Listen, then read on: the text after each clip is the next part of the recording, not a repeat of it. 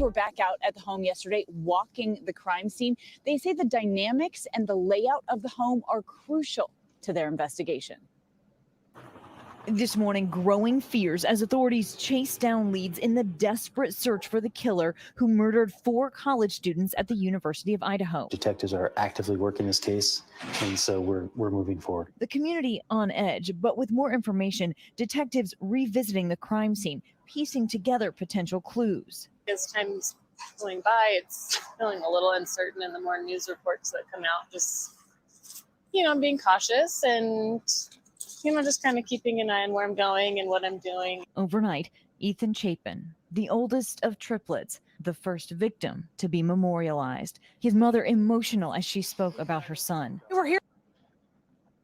Hey guys, so did you catch that part right at the beginning where she talks about the dynamics and the layout are crucial to solving this case? I'll play that little piece one more time. Detectives were back out at the home yesterday, walking the crime scene. They say the dynamics and the layout of the home are crucial to their investigation. The dynamics, but also the layout of the home are crucial to the investigation. And that's something we're going to be talking about in this episode. The analysis is going to focus really on the layout of the home in a way that you've probably not seen before. I also want to bring your attention to this vehicle that was sighted in Eugene, Oregon. It's a Hyundai Elantra. It's got no license plates. It looks pretty dirty. It was involved in a collision, it looks like.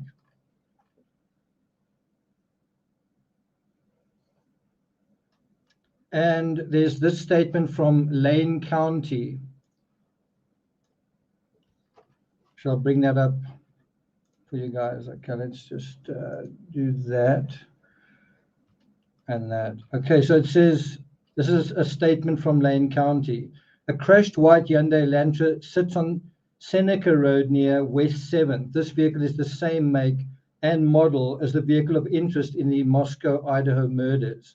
Many people in the community have wondered if this crashed vehicle could be related to the Moscow, Idaho murders. Now, this is the important part to emphasize. We reached out to the Eugene Police Department to get a statement about this vehicle. Here's what police are saying. We are aware of it and have sent the vehicle information to Moscow, Idaho, obviously to the police there. We will refer everybody to call Moscow, Idaho police for any additional information. So what do you guys think? Do you think that this is an important clue? Do you think it's a breakthrough clue? Or do you think it's not really relevant? I've got my own thoughts on it. What do you guys think? Teresa in Australia, good to see you. Tammy, good to see you as well. Jip says, who does the car belong to? That's, I guess, the critical question. Sorry, hi, Tammy. Who does the car belong to? Laura Swarenko, good to see you as well. Stephanie, glad to have you here. Okay. So we're going to come back to that original report I played to you guys from ABC. So during the previous live, we tried to narrow down the focus of the investigation in terms of trying to fine-tune our scenarios. In that context, Ali have now added more than a dozen agents to their investigative army. There are now 60 agents involved in this case. This is from Fox News.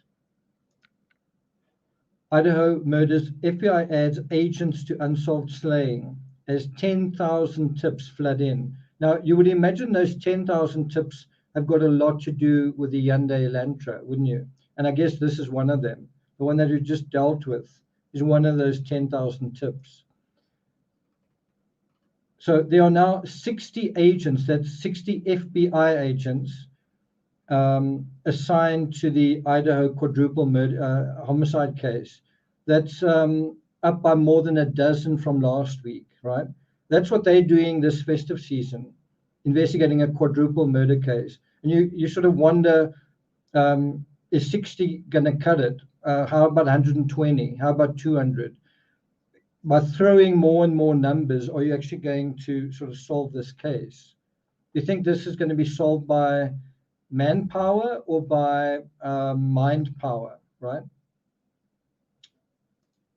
So I don't think quantity is going, personally, I don't think quantity is going to solve this case in terms of investigative resources.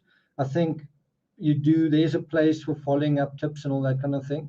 But I think what it really needs is quality. You really want to be investigating along lines of inquiry, not just willy-nilly following random tips. You kind of want to start following lines of inquiry, right? And I would say a single Sherlock Holmes with an on-the-ground knowledge. So it's very hard for someone who comes from somewhere else to get an intuitive sense, hit the ground running and know what they're going to do. So what you really want is a Sherlock Holmes that's from the area, or that knows the area, or that used to live in the area, right?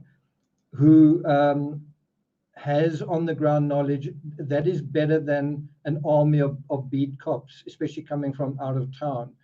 You kind of want a Joe Kender, but a local Joe Kender.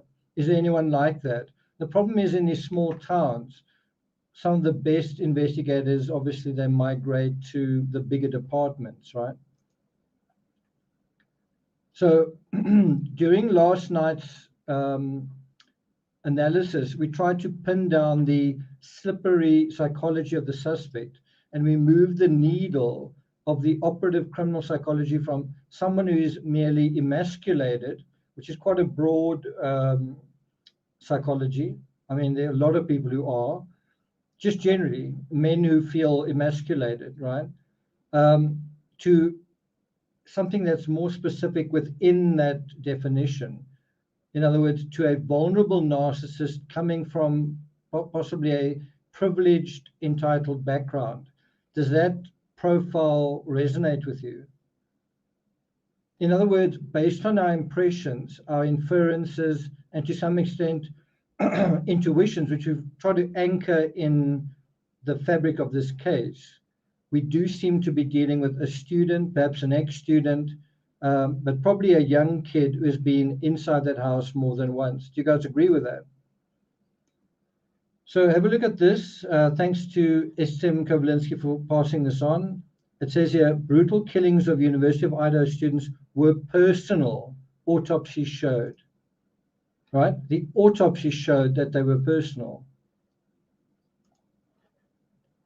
If we scroll down this article, it also says, well, the same thing, and then here's a little bit of additional background to that.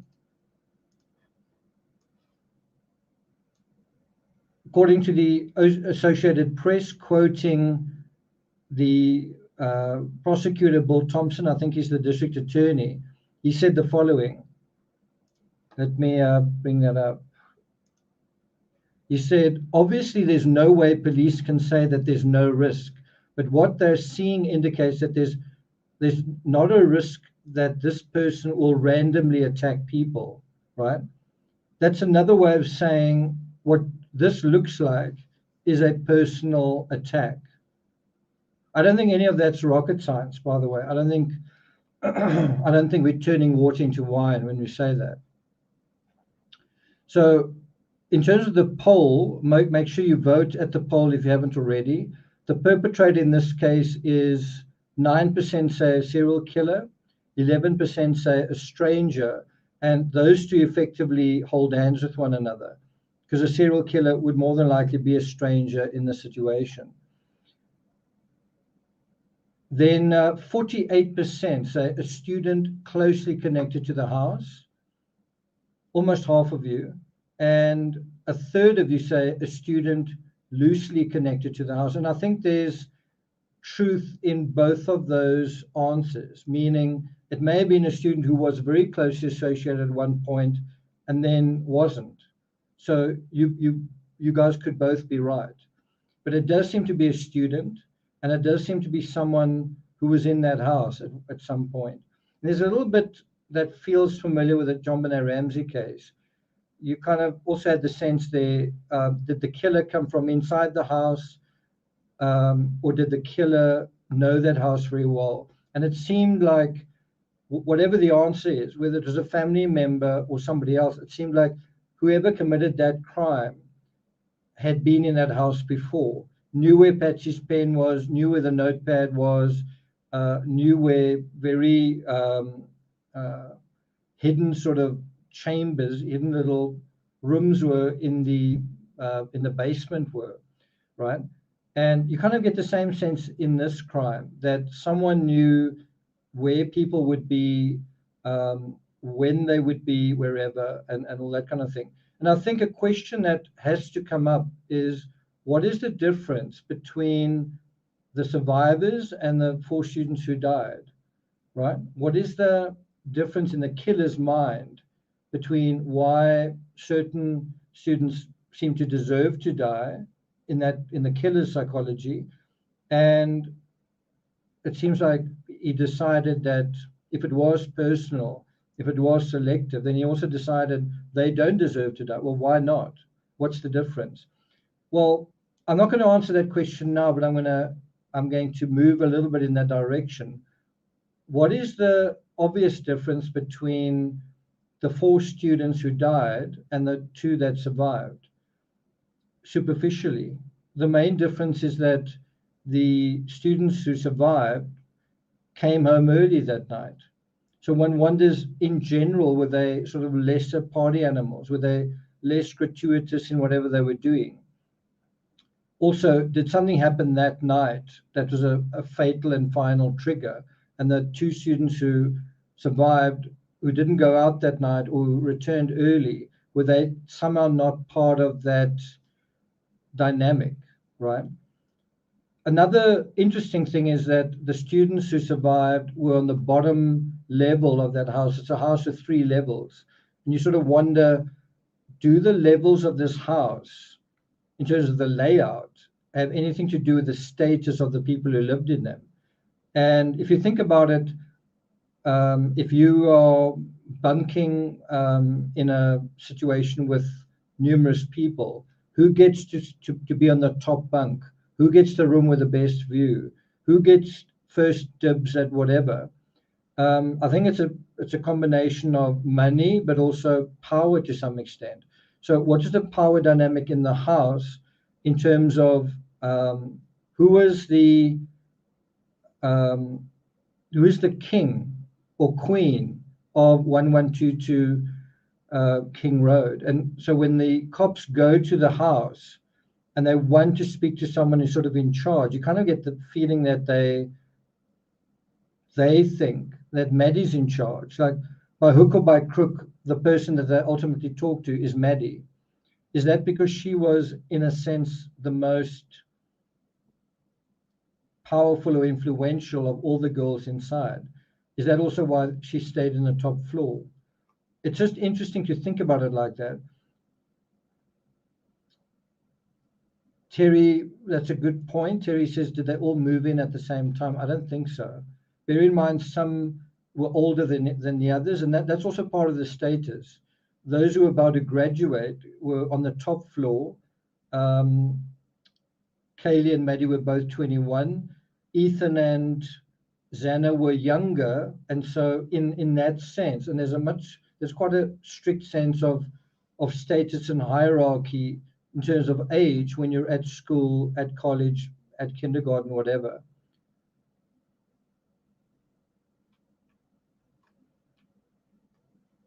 That's it, stayed the longest, okay. Right. So in all the knife and axe cases we've covered, and by the way, this view of the house is one that I haven't seen before, but what you see from this view is how many vehicles are present.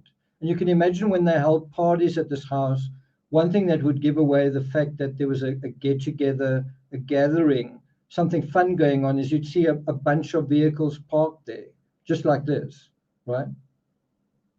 That would be one sign that, dude, something's going on at at the fun house, right?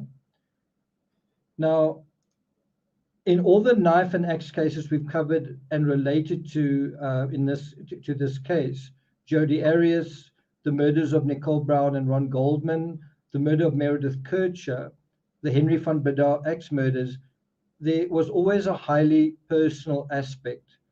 I think one can include someone is very triggered, very emotional, very angry, but also very vulnerable, right? Someone was very triggered, very emotional, very angry, but also very vulnerable. So how could something like that have played out? What triggered that person? How did they get emotional and why? What made them angry? And how were they vulnerable as well, right?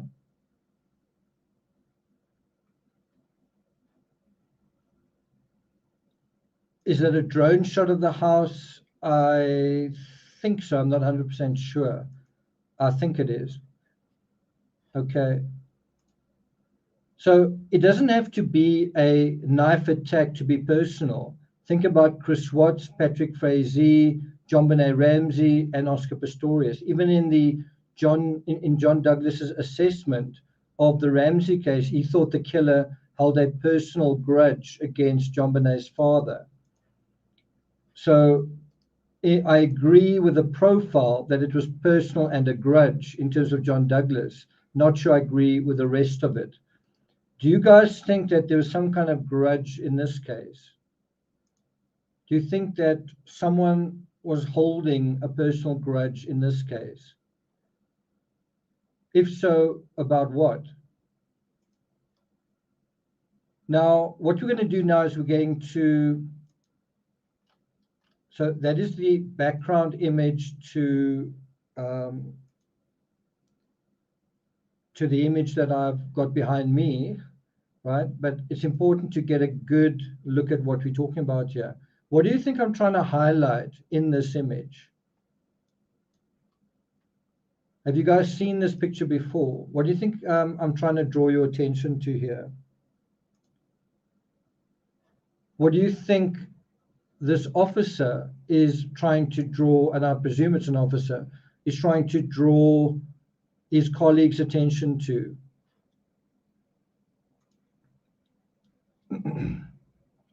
So what we're going to do now is we're going to apply the fine-tuning, the narrowing of the criminal psychology that we've already done, that we did yesterday, to something that may seem very woody and rigid. We're going to do the same. We're going to apply that fine-tuning of the criminal psychology to the house, right? We're going to look at the layout of the house. We're going to look at the house in kind of in a way that you may not have seen before. We're going to look at the house in a way that you may not have appreciated before. Not like, okay, this is drone footage, okay, this angle or that angle. We're going to look at it in a very different way. Okay.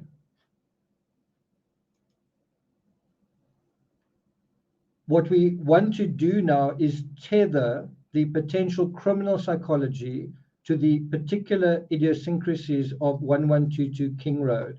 We want to tether the criminal psychology to the house.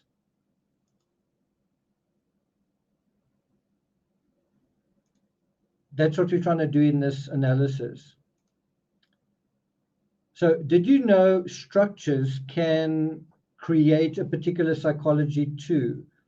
If you live in a particular kind of building, it can make you feel happy, it can make you feel free, it can also make you feel hemmed in, it can make you feel claustrophobic, it can make you creative in your thinking, it can also make you feel overwhelmed. Like the way the layout of a building can actually make you feel depressed, crushed in, small. It can make you feel that you're not free, that you can't breathe, that you can't think, right? So your immediate structural environment can have an impact on how you think, but also someone walking by that structure can also think certain things based on what they see, right?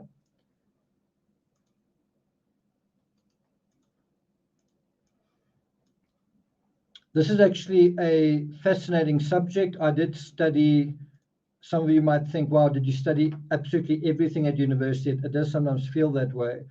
I studied architecture at university. I also studied the history of architecture, and my father's a builder, so I do know a little bit about what I'm about to talk to you guys about.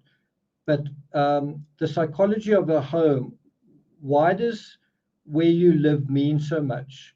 What does it mean? And where's it going to take us in terms of this investigation? You might think, this sounds really boring. How on earth are you going to get anywhere with this? Well, trust me, it's actually fascinating, really, really interesting.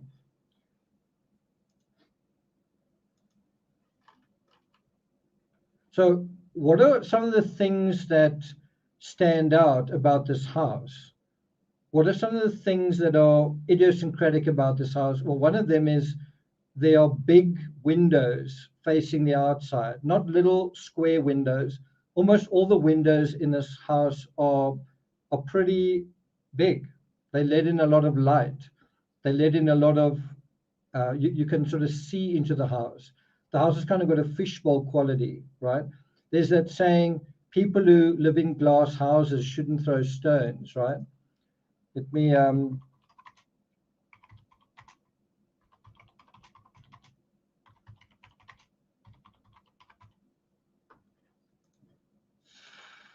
bring that up here. People who live in glass houses shouldn't throw stones. What that means is you shouldn't criticize others when you have similar faults of your own.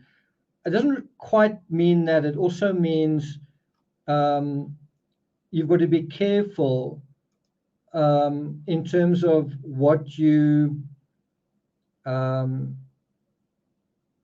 guess what you reveal about others or what you do to others when they can possibly be seeing what's going on in your life, right?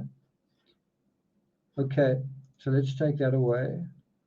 So when architects design and build houses, what they're trying to do is they're trying to do something to the people who live in them. It may be to sequestrate them in a certain way. It may be to bring them together. It may be to facilitate interactions. It may be allow for a sort of hierarchy. And if there's one thing that's true of this particular house,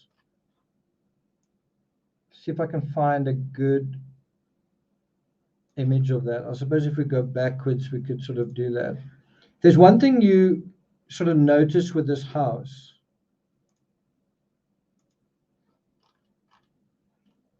It kind of climbs this mountain. Okay, it's not a mountain, but it sort of climbs this this elevated hill, right?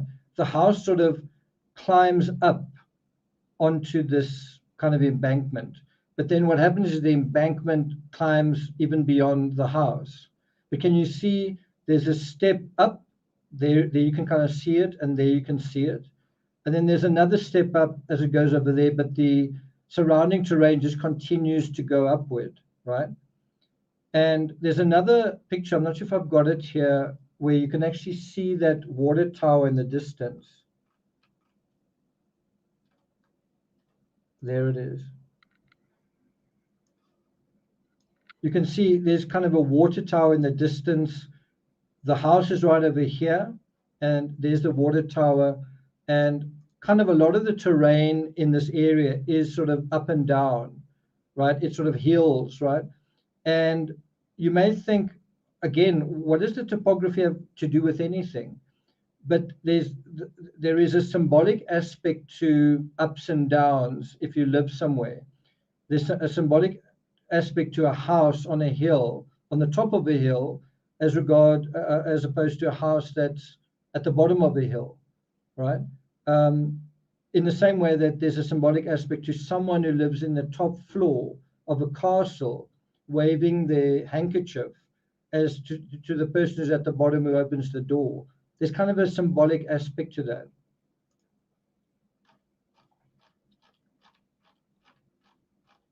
If you're not sure what I'm getting at, I'm about to make that clear.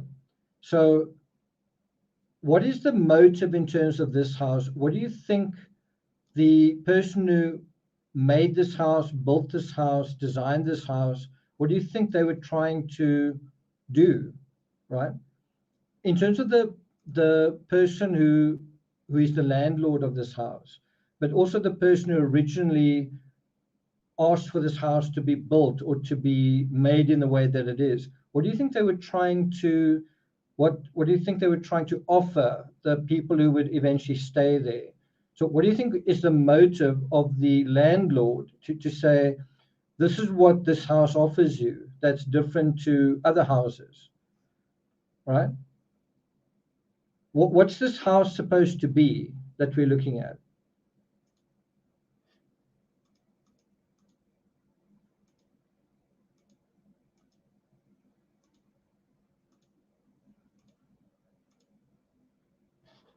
Let's use this image.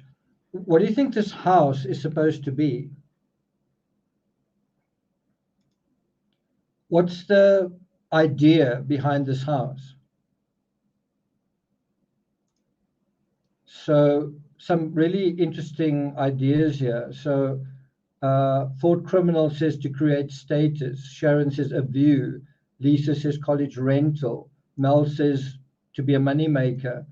Stephanie says a social scene. Someone says to take advantage of the students. Isn't it for the students to take advantage of the house? Zoe says more rooms equal more money. Okay. Sokoi Cat says lots of light in bedrooms. Miami Lifestyle says 3-level privacy. Sage says close to the university. Susan says it's a sorority house. Hey Jude says maximize the lot, posh renter. Barbara says for it to be a party house. In some ways, it's a combination of all of those things, but what is it in essence? S.M. Kobolinsky says, trying to make it very attractive with balconies, views, windows, special. So that last word, I think, really kind of nails it. They're trying to offer something special to students. Special, but in what way? Well, that way. If you want to be the center of attention, this house is going to give you that. Do you agree? If your idea is to go to university and become the center of attention and to have this wonderful roller coaster ride where everybody loves you and you have these sort of Jerry Maguire moments, right? Well, this house is going to give you that. Latitude says a castle, actually says status. Brittany says the University of Idaho castle, right? So can you see how we're already getting really far into a really unusual area of the psychology of this case? Is what were the motives of these students staying at this house? And at the same time, what were the motives of the students who went to this house where these students stayed? In a broad way, right? In a general sense, what do you think was going on?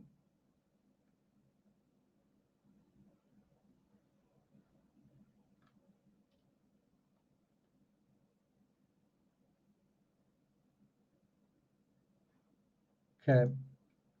So as crime scenes go, this freestanding 3-story house is unique in many ways. Now, if you look at that house, it's actually very different to all the houses and apartments around it, right? How is it different?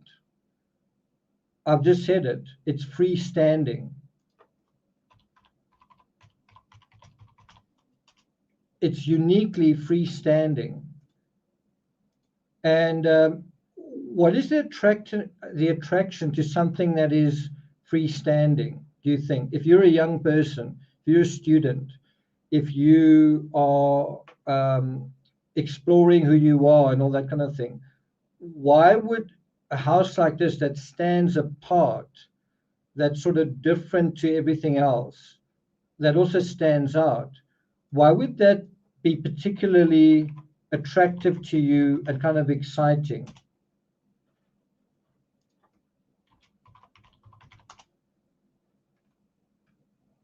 So let's just have a look at what that word actually means. So it says freestanding, not attached or supported by another structure, not relying on or linked to anything else, but there's the word, independent. So another way to describe this house is as a kind of independent building. It stands by itself. And isn't that exactly what you want to do when you go to college? That's your chance to do that, to become an independent person, to show your independence, to enjoy your independence, right? And this house basically captures that whole spirit. It stands apart. That's exactly what I want to do as well. I want to go to that house and stand apart. I want to go to that house and celebrate standing apart. That's it, autonomy. There is an exclusive aspect to it as well. There is a slightly sort of better than something else aspect to it. So it's freestanding, and that's quite distinctive. But in what way in particular is it distinctive from most other crime scenes in terms of houses, right? So let me say that again, and there's a clue already in the fact that it's freestanding. Something that is freestanding in terms of a structure. What is the result of something that stands apart? What is the symptom or the absolute result of something that stands on its own?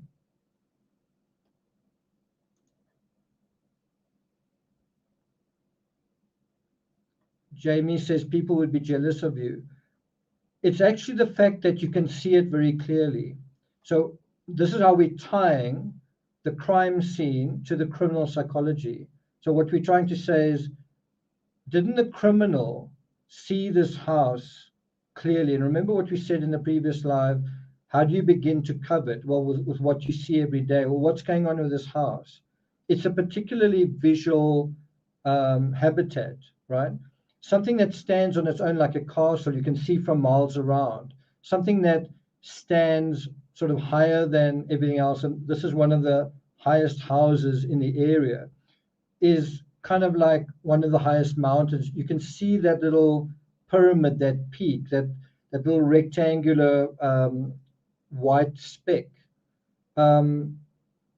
without trying. It sort of rises above the fabric and sort of waves to you, and it attracts your attention, and it enters your peripheral vision as part of the skyline in a way. And it says, dream about me, dream about coming here, dream about being here, dream about getting here, dream about getting in here, right? So let's have a look at another similar house, also in a student community, that shares some similar qualities with this one. And the reason I'm taking you away, thanks a lot, Sharon. The reason why I'm taking you away from this house is to open your mind, because at the moment you keep looking at pictures of this house, but you don't really see it, right? So now let's go somewhere else so that you can come back to this house and see it with different eyes, right? So have you ever seen this house before? And don't you get a sense of a fairy tale about this house? You see this little cottage, you see this valley, other little houses speckled across the hillside, and then you see this structure that's almost like a castle right next door. You almost get the sense of there's a castle, and here's one of the little cottages that is near to the castle, right? But do you agree there's a fairy tale quality to this as well? This is also a student town, right? And this house was also only occupied by students, and also had 2 levels. Boys staying downstairs, girls staying upstairs. right? Here's another view of this house. But do you agree that this house is also freestanding? It stands alone. There's no other houses really around it. It's uniquely freestanding. And that was the attraction to the people who wanted to stay there, which are students.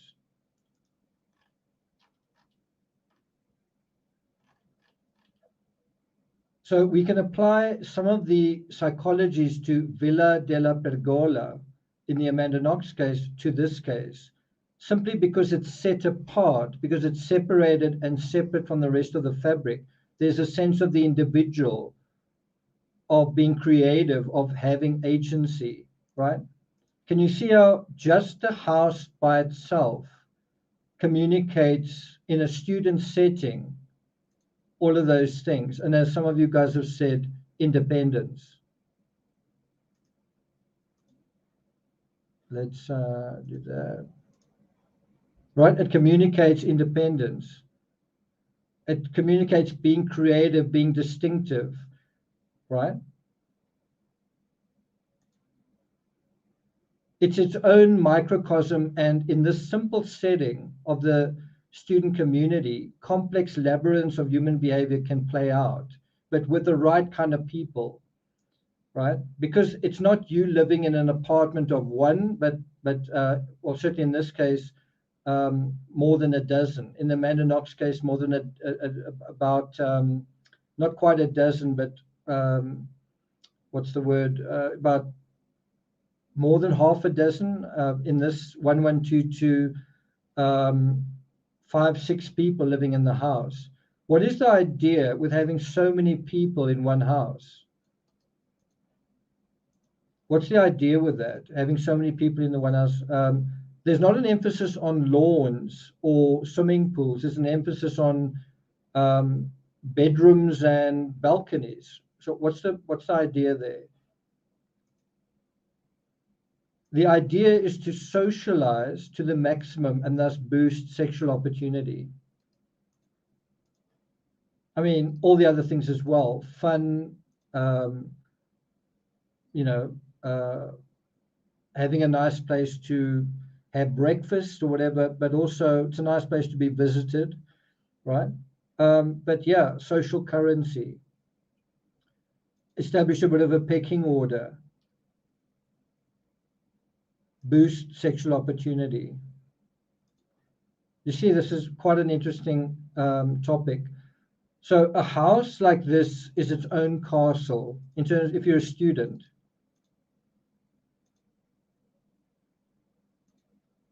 Preezy says it's, I was going to say party house. It's emblematic of the house as a proxy for a castle. Do you see that? And bear in mind, we're dealing with something that right now is a nightmare. What happened here is an absolute nightmare. It's horrific. But on the other side of that was something equally almost extreme. It was an extreme fairy tale. It was something that was incredibly good for what it was supposed to be. In the same way that this nightmare is bad, the fairy tale on the other side was good. But that fairy tale affected somebody else as well. Hi, Trina, good to see you.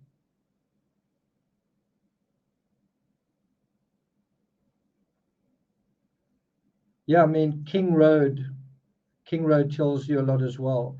And what's quite interesting is right next to King Road is Queen Road, right? So the address, the house, the way it stands on its own, all of it sends a message. It's detached from conventional society in a visible sense, and it's supposed to be detached. It's detached in a visible sense, but also in an invisible sense, it's connected to the student network. There are all sorts of invisible dynamics and connections going on, and you kind of got a sense of that from the body cam where the officer arrives on the scene and he's got no idea who stays there, who people are, what their relationships are like, all of that stuff. He's got no idea. And that's the advantage over him. And you kind of get the sense that they do think he's stupid in the sense that Well, he doesn't know any of that stuff. And so they do have that advantage that they know all of these subtle things. And in a way, they can sort of run rings around the cops because of that knowledge, that very intimate knowledge of who people are. So that whole idea where those two young kids come out the door and the cops say, do you know who lives here? And they go, well, obviously they do, right? Obviously they know very well who lives there. That house is connected to the student network. The student network is also connected to that house. But there's also a certain aspect where certain members of the student network are less, what's the word? Prominent, right? That house attracts a certain caliber of student, a certain kind of student. And some people may feel they're not welcome there, or that if they are there, that they may not get the kind of welcome that they would like, right? So you have all of these invisible dynamics that are sort of playing out like so many spider webs, invisible spider webs that are like psychologies that are sort of drifting around. And all of what this is showing is the student idea of what a fairy tale is. Do you agree? When you look at that house, isn't what is being communicated by what that house looks like and everything else it's the student idea of what a fairy tale is.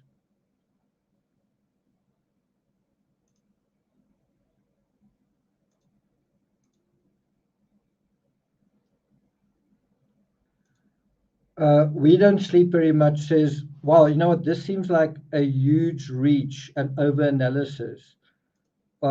I really want to invite you to go elsewhere then. You know, this is really dull.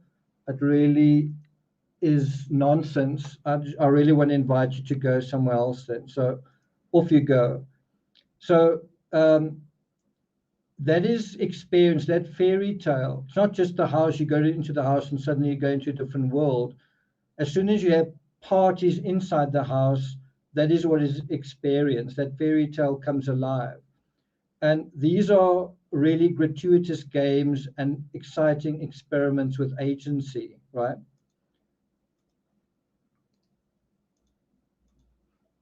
It's kind of big words we're using to describe just some of those feelings you feel when you walk with the officer to the house and you kind of get a sense of looking over his shoulder and what is actually taking place inside that house.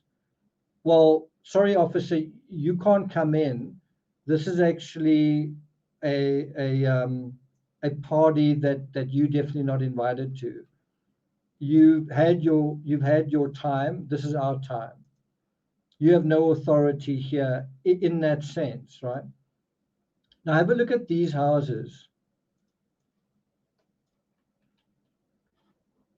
What kind of message do you think these houses are sending? There's one. Here's another one. What kind of message do you think a house like that is sending with all these different levels? And it's kind of in the woods. You look at a house, what do you see? You see a fairy tale, but also a particular kind of fairy tale. How is the fairy tale over there different to, say, this fairy tale? I mean, how many people are part of that fairy tale compared to this fairy tale? Is that a bigger fairy tale than this? Also, is this fairy tale, which is quite modest, bigger than, say, this fairy tale? Is this a fairy tale for a couple, for two people? And is that a slightly less modest fairy tale, that house? Is that what the house is suggesting? What kind of fairy tale is this communicating? Isn't it saying there's something that is to do with the beach or the seaside or summer? Right? So what does this house say? What fairy tale does this house say if you're a student thinking of spending your student years there, or someone who doesn't live there seeing it next door? If you don't live here, what does this house say to you? Now let's look at this house minus the crime scene tape. Look at it from this angle.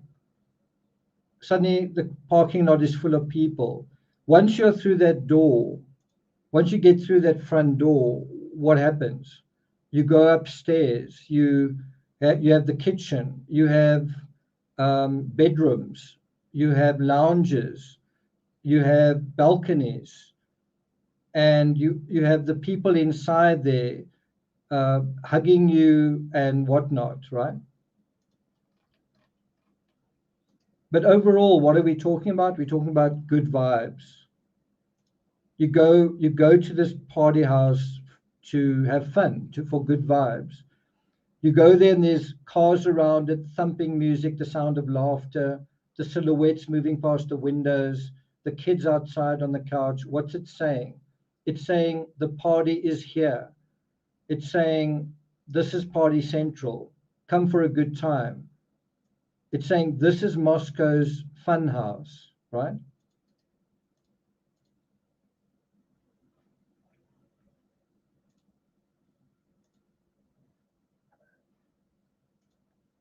So when the girls chose this place to stay, that's what they were thinking. They looked at it and they saw its potential as a fairy tale place to spend and enjoy college. And that idea was catchy. Other kids saw it, and then the girls that way too. We can also have fun with these girls. We can also have parties with these girls. See, it's not only the house that reinforces the fairy tale, it's what's going on inside it. And what's going on? As I say, good vibes. Hot chicks, easy sex, maybe. Now, imagine all of that, how that plays if you're the boyfriend, or worse, ex-boyfriend of one of the girls. You were in the house, now you're out the house. Now, imagine, for example, if Ethan and Xana broke up and Ethan wasn't in that house anymore. Do you think he'd be wondering what's going on at that house? Do you think he would want to be in the house if he's broken up with Xana? I think the answer is kind of yes and no. I still want to have parties, but my ex-girlfriend's at that house and things aren't really so great between us. But then somebody else goes to the party and they come out and they say, oh, I saw Xana, she was with another guy. Now you are sort of drawn back into the house, but you don't really want to be. What if there's a situation like that, not with Ethan, but in a different way? You were going to the house, you don't anymore, but other people are, and then they tell you sort of what is going on there. And you've got that conflicted feeling of, I don't really want to go there anymore. I want to sort of move on with my life, but I'm kind of being told all the time what is going on there. And I mean, there's no other fun house as fun as that house. So maybe I want to somehow go back to it. Maybe I can't let go of it. Imagine how all of that plays out if you, in the name of good relations, you're invited to these parties, but you're actually not really part of the real fun anymore. You're inside, but not quite as welcome as perhaps you once were.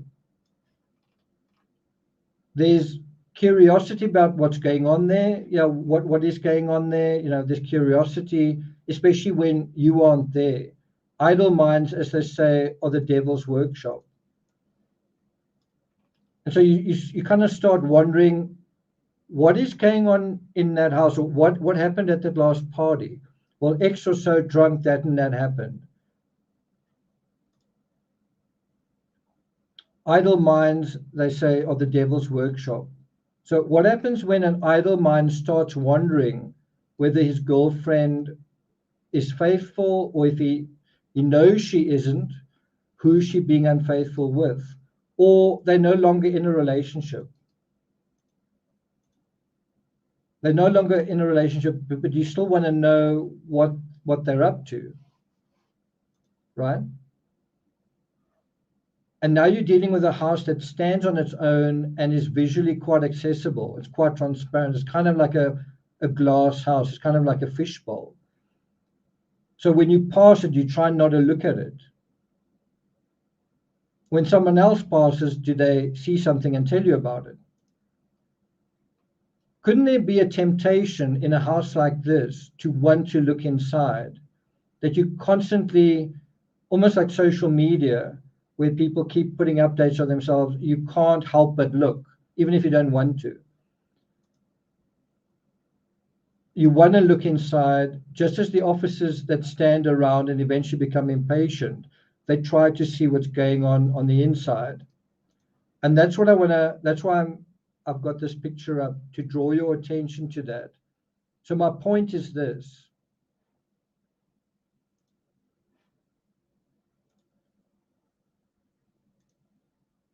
This is a house that's all those good things, but it's also exposed, accessible, vulnerable, transparent, and open.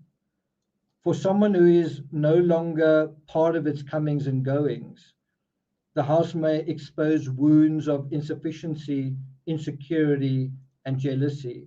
There may be when you hear the people inside jeering, cheering, laughing, screaming, screeching, almost in a irritating, annoying way. How does that feel? When you hear someone that is laughing hysterically, but you on the outside, how does that feel? Where the wind blows says, sit in the parking lot and watch. Now, when you look at what you see here, can you see that this is the parking lot behind the house? Can you see that you are actually, it looks like, either level with this balcony? This is the top floor of the house. You're either level with it or you're actually slightly above it. Not only that, you can see right into the bedroom. If the curtains aren't closed, you can see right into the bedroom. So if you want to look into the most private recesses of this house, but specifically for the people of the highest status, the 21-year-olds, Kaylee and Maddie, you can actually, instead of going into the house, you can drive around it and get a look in from that side. That is what the unique terrain and layout of this house offered, was someone who's not there to nevertheless be able to see right in, to see what is going on. And didn't this lead to a problem? Didn't this lead to someone that was ultimately a peeping Tom?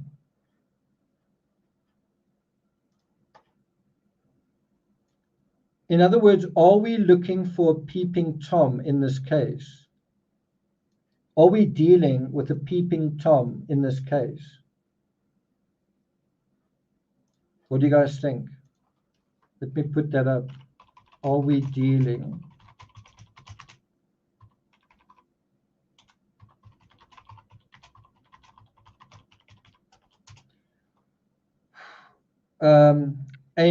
Jamie Avery says, who knows? Well, think about it.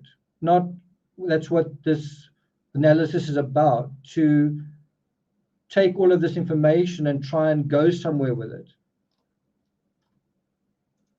It's not kind of an empty rhetorical question. It's like, doesn't this actually make quite a lot of sense? Dave says very possible. Jip says no.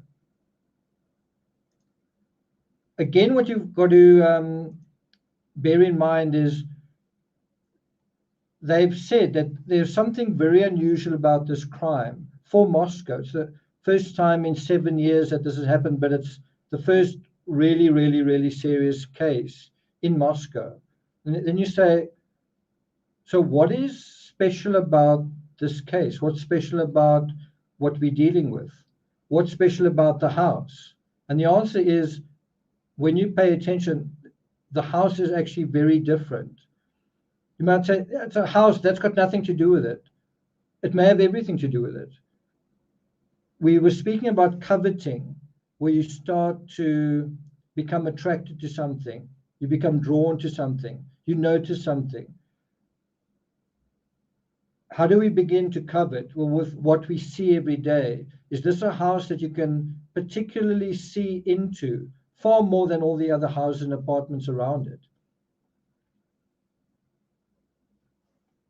If a crime had happened in any of the houses or apartments around this house and the paparazzi were there, do you think you could have gotten the kinds of photos inside the house at different levels, the kind of penetrating photography? Do you think that would have been possible if it was in another house, anywhere around this place? Do you think that would have been possible? Do you think this house is just another house, nothing different, nothing to see here?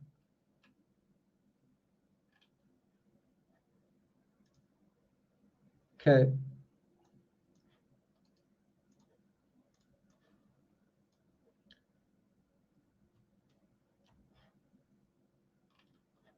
So another aspect that I think is really interesting is this idea that you kind of got this feeling that the cops' trust was betrayed by the people inside the house, right? Now apply that to someone else, not the cops. Could somebody else have felt betrayed by the people inside the house? And then you say, well, how could they have felt betrayed? Well, they wouldn't have come there to report a noise violation. So how could someone else have felt betrayed?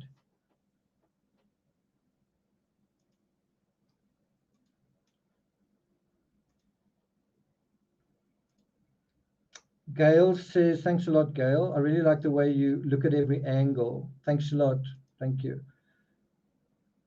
How could someone else have felt that their trust was violated, that they felt betrayed? Okay, so I'm now going to take it up a level. Now we're going to circle back to the circumstances of this case. We've been talking about fairy tales. We've been talking about architecture. Now we're going to take that and push it back into the fabric of this case. So again, looking at the picture behind me and the fact that that road at the back is the same height as that balcony, the balcony where Madison's bedroom was, the same height as Katie's bedroom as well. Isn't this the sort of place where Peeping Tom, if he chose to, if someone wanted to be a Peeping Tom, he could probably see activities inside the house, inside the bedrooms even. And isn't this the answer to how someone could have felt betrayed? You don't just hear that someone's doing something, you actually see it with your own eyes. You actually see them in their bedrooms. He saw someone right in front of him, he saw something he shouldn't have been able to see, but because of the unique layout of the house, the fact that a road comes up right next to the bedroom and you can see right into it, he was seeing something he shouldn't have been able to see. And most people can't, but this house did, and he did. And how did that feel? How did that feel to see that? How would you feel to see something like that?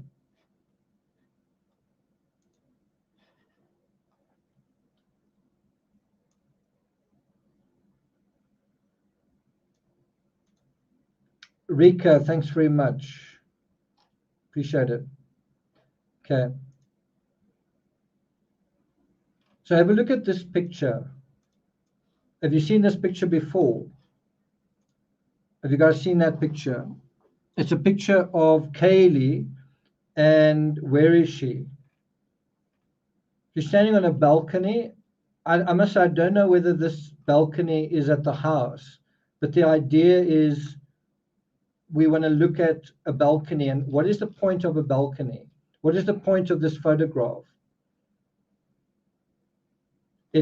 I'm elevated and I'm standing out over nature and I'm kind of like the king of my little world, right?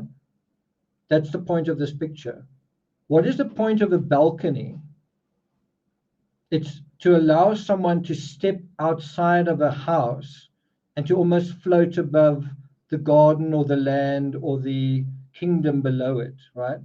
Think about fairy tales and stories like Romeo and Juliet, and I'm just trying to think of fairy tales with their balconies, but I mean, there's Rapunzel letting down her hair. I'm not sure if there's necessarily a balcony there, but maybe a window railing, whatever. But the point is, the point of a balcony is to provide a little platform so that you can stand outside at the top of a tower and be seen, and also in a way connect to the kingdom below you, right?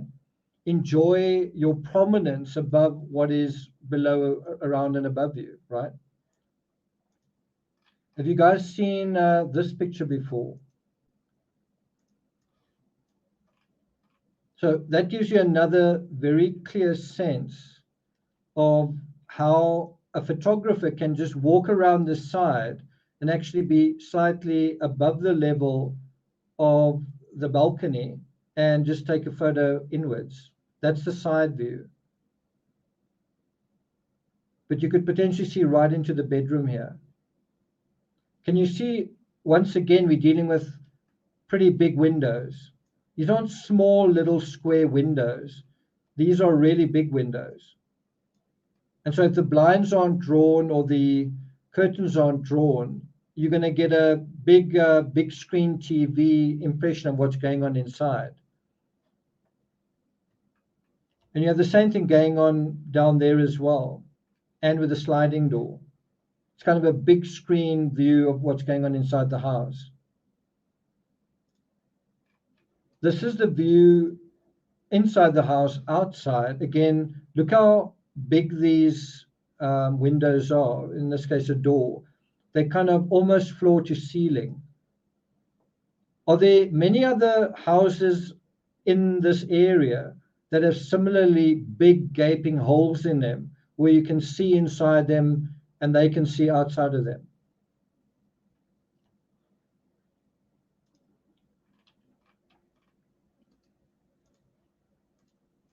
Here's another view of the balcony. So let me ask the question again. What are balconies for?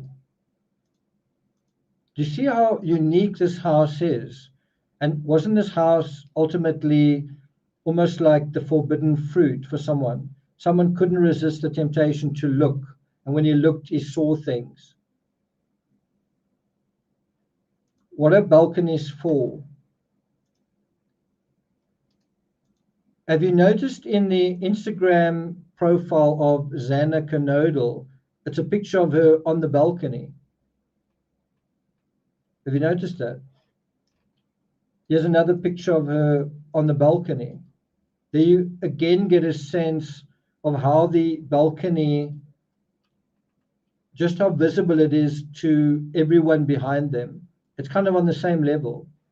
Someone could literally come up the road and you could wave at them, hello, or someone could be walking down this road to the apartment, hello, or maybe you don't want to be seen kissing someone or doing whatever, and someone then passes down here, but they can see from that level.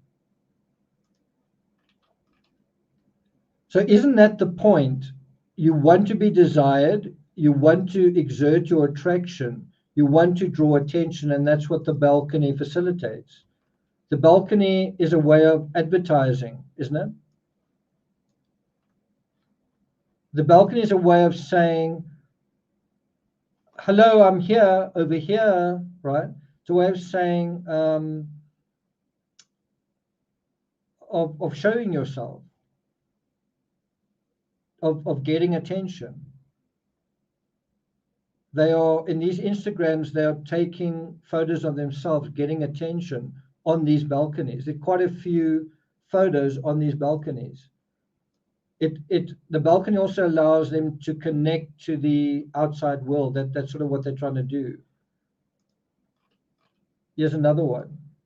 Do you think this is anything else besides trying to get attention on the balcony?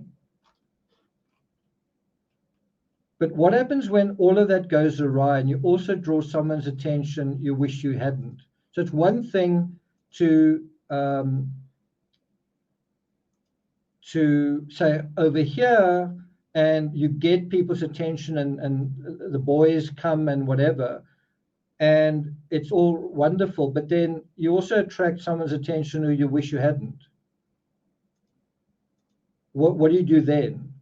I mean, if you're living in kind of a glass house and you've attracted someone's attention that you wish you hadn't, how do you undo that? You can't exactly draw the blinds or keep the blinds drawn constantly.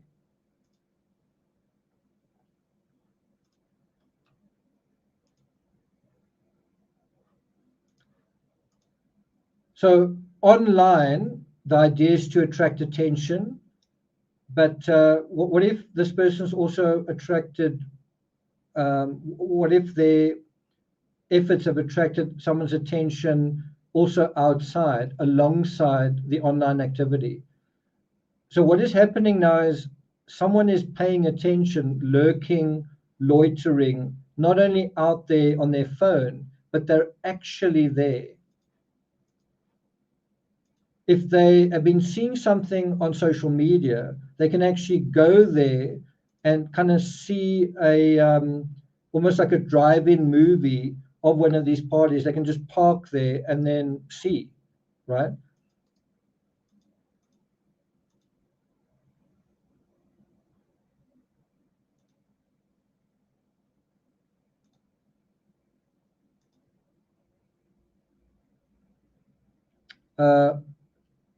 Jaxie says that could happen on any social media. True, but we're talking about how that could translate to this crime scene.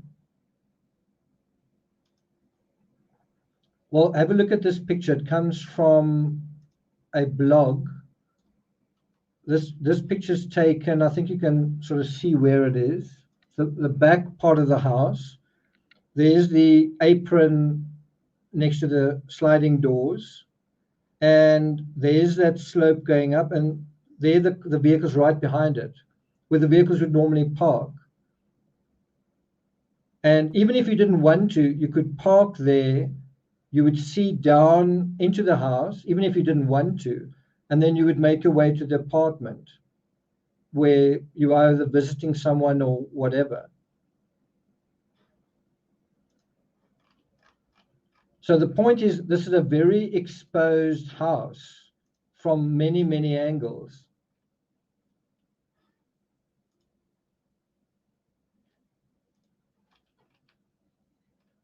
You guys see that? I mean, that's really the main message that I've been trying to communicate in this live is what is so idiosyncratic about this house is it's almost like it's transparent, that there are people inside and you can see what's going on inside. And so if there's someone who is not a good guy, the fact that that person could be lurking around and seeing inside, you can see inside in the day, you can see inside even better at night. And you can also see that when all the lights are out, well, then definitely everyone is sleeping. And in other words, because the house is so transparent, it's very clear when everyone's asleep. You can see that kind of from a mile away. You can see the lights out are in the bedrooms.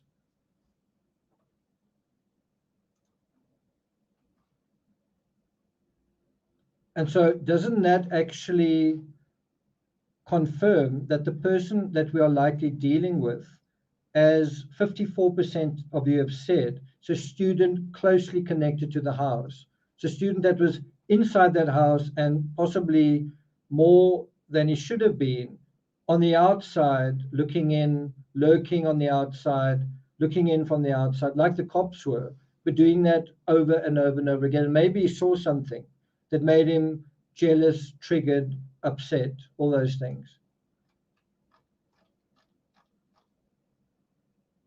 Maybe he heard something, saw something, smelled something, felt something, but all of those perceptions meant that he was feeling all the fun they were having. Couldn't that cause someone to snap? So if you say someone was there and they heard things, think about all the things they could hear, laughter, other sounds as well. If someone is making love, for example, do you think you could hear that? Do you think you could see that? If there were smells like marijuana or cooking breakfast, bacon and eggs, do you think they could smell it if it was in the area? And all of these things, hearing things, seeing things, smelling things, all of that gives you a feeling of, wow, wouldn't it be great to be part of this thing that's taking place? And how horrible not to be part of it. Isn't that what caused someone to snap? This intimate access and exposure they had to something that they couldn't have. Okay, so I've completed my my script. So what I want to do is take you through a couple of news reports that I just wanted to emphasize. So we're going to go back to the one that I played right in the beginning. Let's go back to ABC News.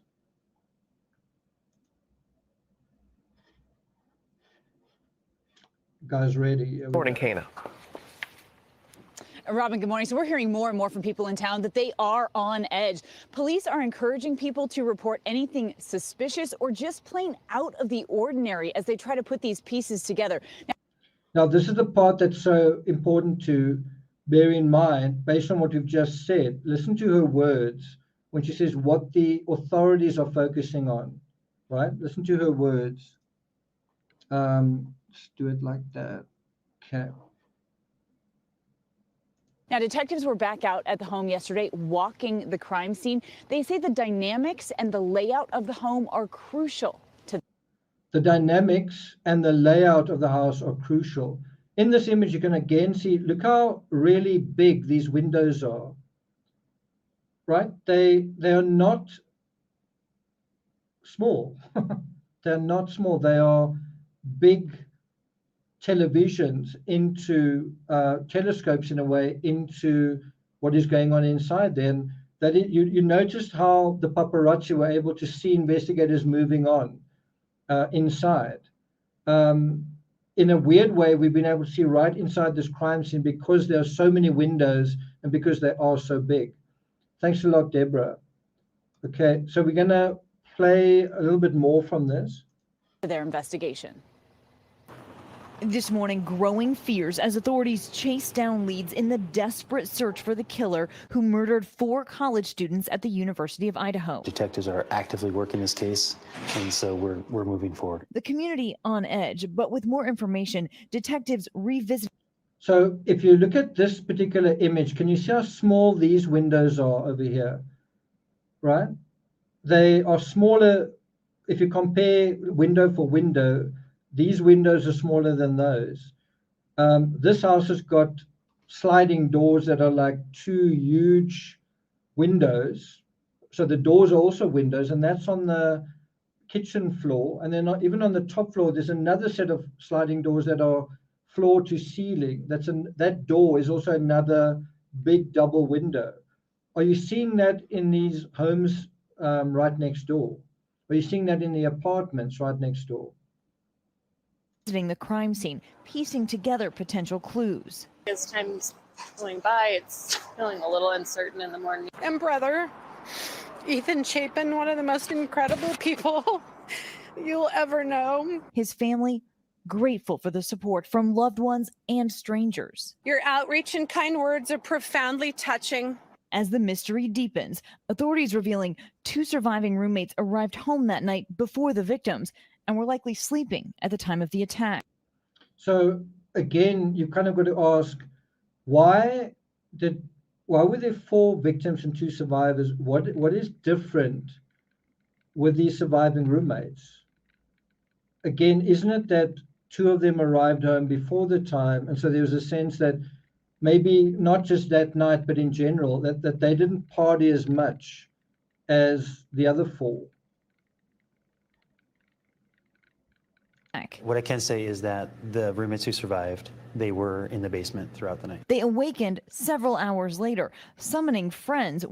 So another thing is, in the mind of the killer, was the killer feeling, I feel threatened and jealous and envious and all those things by your status. You think you're so special. You think you are the kings and queens of this neighborhood. You are on the top floor, flaunting and flirting and whatever. And so those who stay, and this guy describes it as the basement, basically the ground floor. Those who stay on the ground floor don't fit into this killer's feelings of feeling threatened and feeling insecure.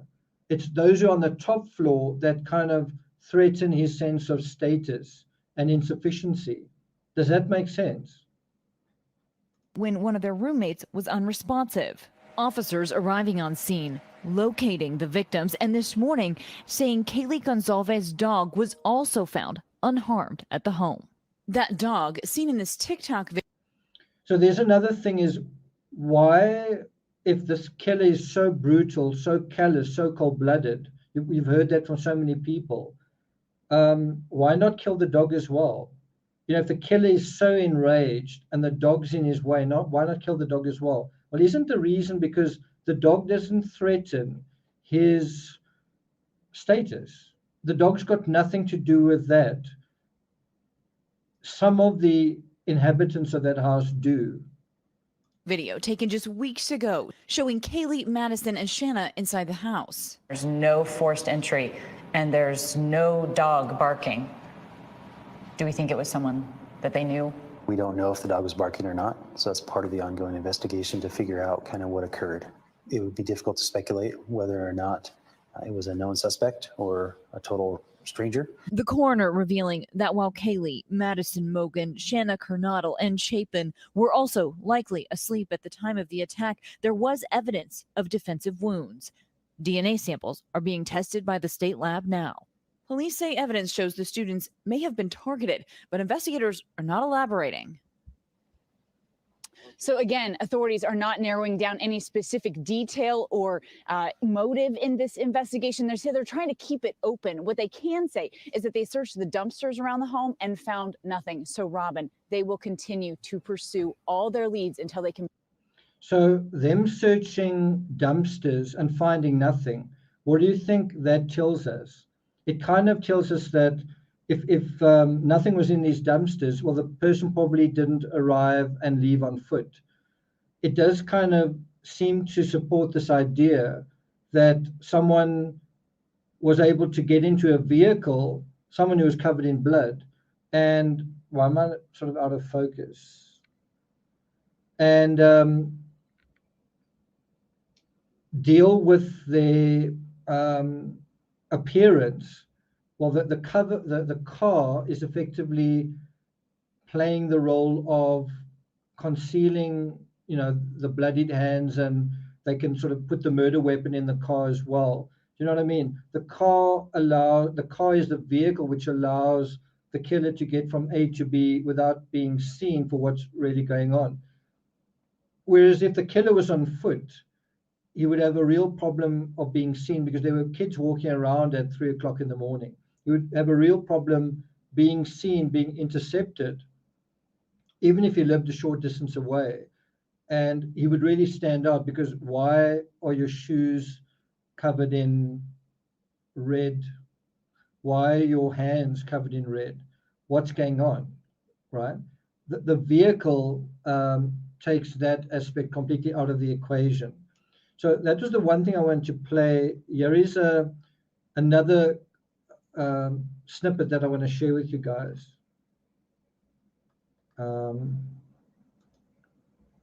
Give me a second. Seems to have been playing while. Okay, so here it is. This is from KREM2. I think it's CBS. Christmas is coming faster than ever at Northern Quest. It's the upgrade your sleigh. Sorry about that. Let's wait for the ad to play. Okay.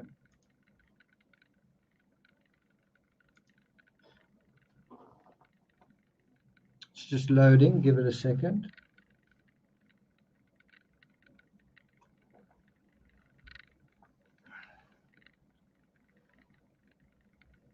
So we turn to our Amanda Rowley, who has been at the crime scene all day today. She shared with us earlier that there has been a lot of activity there today. So Amanda, what have you seen today?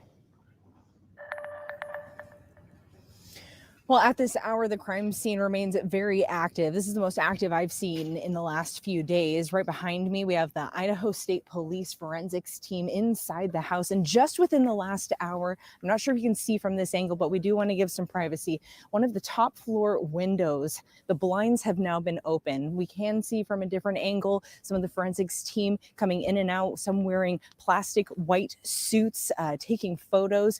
Earlier in the day, I did see some flashes, what appeared to come from a camera from inside the home. They're spending all day here collecting evidence and Okay, so can you see how this reporter is giving accurate information based simply on standing on the outside there, simply based on standing on the outside looking in? She can tell what someone's wearing, what someone's doing, flashes and all sorts of things. You actually also notice a vehicle going up the road behind her.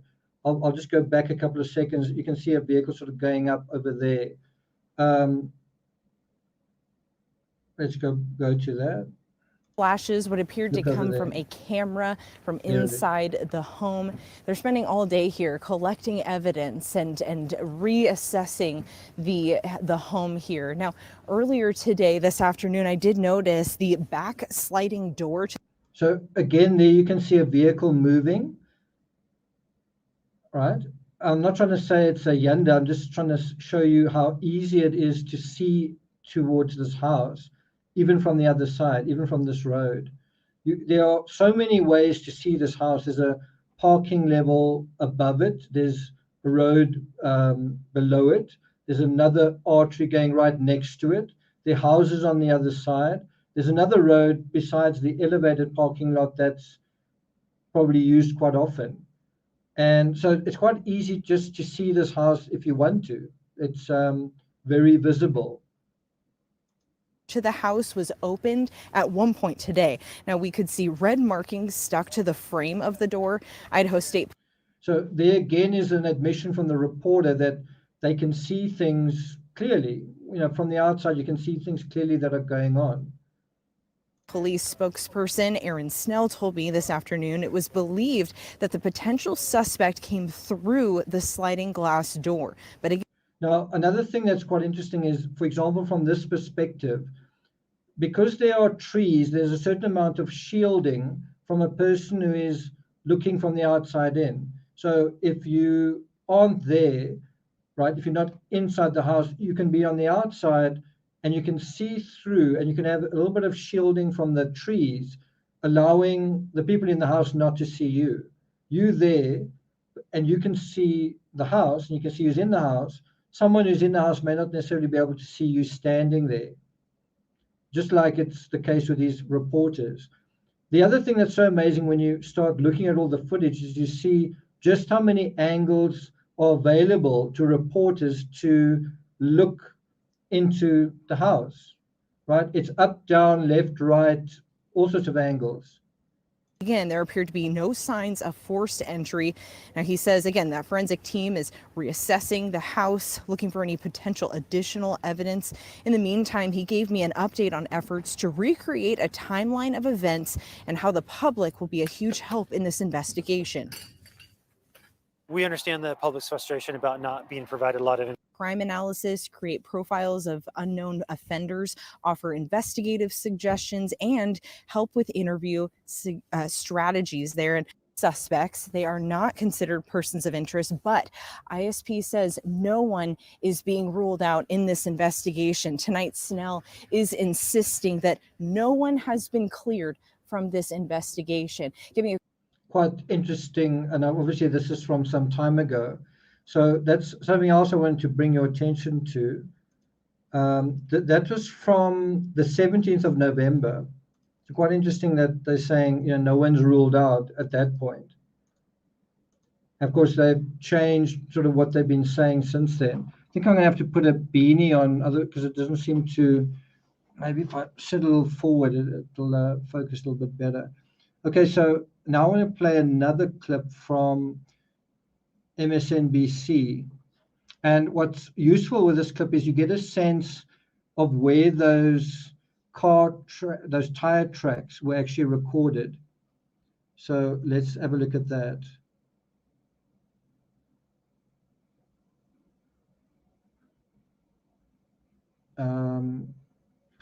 Looks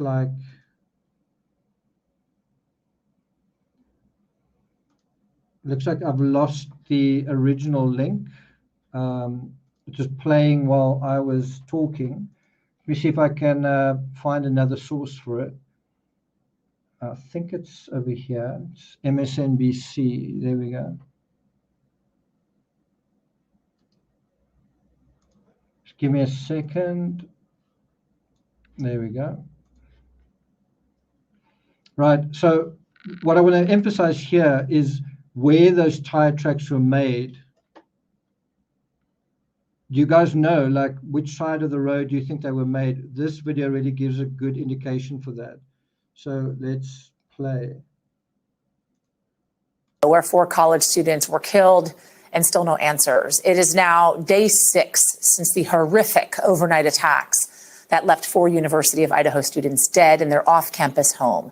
While many details are remaining unclear, University of Idaho students dead in their off-campus home. So here is another useful perspective. If you want to compare the size of windows and the ability to look into houses, look at all the windows that you see here. Look how they're kind of smaller. The doors are the same way. Can you see it's a lot less visible? This house, for example, these apartments, these small square windows compared to, and bear in mind, these are all 2-story dwellings. The fun house is 3 stories. It's a lot more prominent. It stands apart far more than any of these buildings, right? Home. While many details are remaining unclear, investigators have learned that a physical struggle took place before the murders happened, and that 2 additional roommates were in another part of the house that night. They're not. So I don't know whether that's been walked back, but yeah, you have quite early on them talking about the physical struggle taking place. That is, I think, assumed from the defensive wounds, right? Cleavely says add a few more windows and it becomes a fishbowl. Absolutely. Thanks a lot. Okay, let's continue. By the way, Cleavely, are you watching the cricket, South Africa versus Australia? Looks like you guys are going to hand us our, you know what? Not believed to be involved in the crime. Here's another good perspective of other windows and other structures. Do they stand apart? Well, this water tower does, but look at these small little windows here. You don't really see balconies that are clearly visible. Do you remember some time ago I mentioned, could the perpetrator have used a bicycle? And I remember seeing a bicycle somewhere in all the footage, hundreds of pictures that I've gone through. I remembered seeing a bicycle. And then I tried to find that picture. I just couldn't find it. Well, I've just spotted it now. It's right over there. There's a bicycle there. Now, I'm not saying that bicycle is the bicycle. I'm simply saying there are bicycle paths in this town. And is a bicycle a potential getaway route in this case? Probably not, but I still think it's worth thinking about. Let's continue. I'm going to bring in NBC's Gotti Schwartz, who's standing by for us in Moscow, Idaho. Gotti, talk to us. What do we know? What more are we learning today? Well, right now we're watching investigators. So once again, this is a view of the house that you don't often see, right? It's not really of the house, it's sort of the parking area, but looking down from it. But once again, you can see how behind this reporter, there's just a clutter of structures that are all in some way connected to one another. You don't really notice them. It's kind of a haphazard jumble of structures. And do you as a student want to be part of that sort of anonymous, what's the word? hodgepodge of sort of suburban student housing? Would you want to be in some shining fairy tale sort of castle? You want to be in something that is set apart from all of that, right? Again, if you look at the structures in the background, the windows are smaller. They're not really balconies that sit outward, that project outward as prominently and as effectively on any other house in this area. This house shows, and you can imagine if those balconies are filled with students, how festive it must look like, how festive it must sound like, how loud these parties could possibly even get. If you've got students gathered on these balconies, drinking, laughing, making jokes at those lower down, all that sort of thing. Outside of the home, and it appears as though they're taking pictures of. So this angle really gives a good idea of where those skid marks are on the road, right? And you kind of get the idea that a vehicle was parked over here or even over here, and then reversed maybe that way. If it was parked over here, reversed this way, and then skidded forward, leaving this. It could even, I guess, have been parked over there. But you kind of have the idea it may have been parked here, something that you may have usually done, reversed this way, and then skidded forward from that perspective. This is the first time I've gotten a really clear idea of exactly where these skid marks were, because you've got such a zoomed in, a lot of the photos were so zoomed in. So this really gives a good perspective. Some skid marks in front of the home. Now, there's a lot of people watching and a lot of wild speculation on this case. So let me just put some context to this. So if you look carefully, there's the skid mark over there. There's kind of an evidence marker by the crime scene tech's boot or shoe, right? Looks like there's some things lying around there. I'm not sure what that's about. We were going to get another view, very clear view of that skid mark. This right here, this is an area where police have been turning around. You've got traffic coming in and out. This is a road that's been open for a week here. And if we can pull back out, you can see that the crime scene tape has been extended over here. They've basically locked. So this is giving you a really good perspective of how a vehicle could have made that skid mark. Didn't the vehicle reverse? Maybe it was parked near where this one is parked. Didn't the vehicle reverse this way and then skid out going in that direction? Doesn't that make sense? Down this parking lot, which is where we're at. There's a student living situation behind us. So they're not letting any cars down here. And then they've taken this crime scene tape, which is... From this perspective, again, you get an idea of the clutter around here. And do any of these other houses stand apart? Do any of them have balconies? Do any of them have really big windows? Do any of them really afford the chance to see inside of them? And, you know, if you weren't quite following what I was trying to say, a house that stands apart, that's freestanding in the way that this one was, allows you unfettered views right into the house from all sorts of different angles, almost like a 360 helicopter view, perspectives from all those different angles. As soon as you've got another house hemming in a house, then that takes out that elevation. You can't see into the house or you know what I mean, towards that house, because another house is blocking that out. And if you've got another house as well, then you've got two elevations that are blocked out. This is a house that uniquely allows a circular access visually.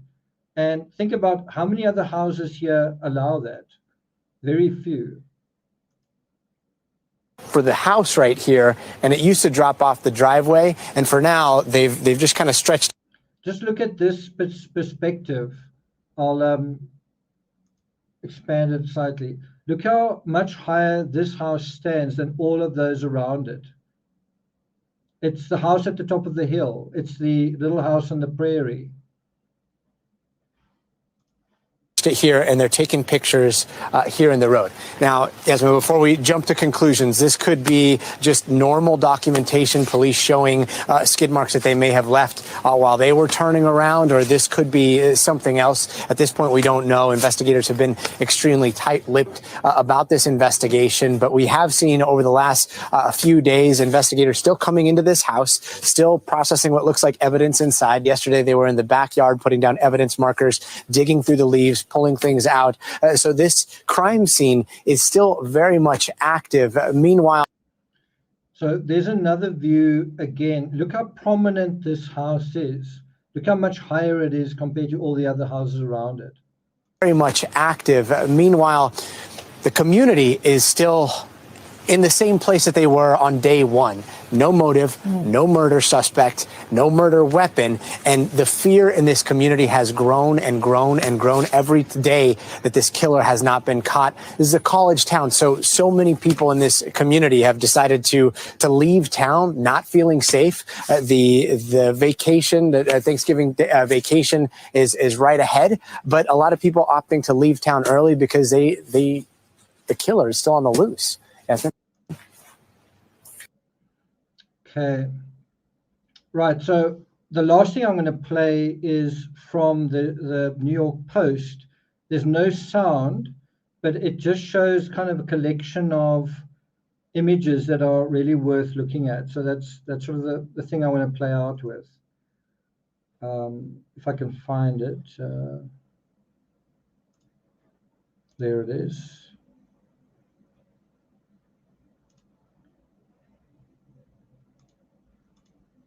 Okay. Right, are you guys ready? So let's do it like this. So that is such a great angle that again just shows how vulnerable and exposed this house is. It stands completely apart. It is, you can go right around this house and see whatever you want to see, if that's what you want to do. You can literally drive along this road over here and then up there and around here and get basically unfettered visual access from your car, driving kind of right around the house. You can see from your car that level, from over there, this level, from over there, these two levels, right?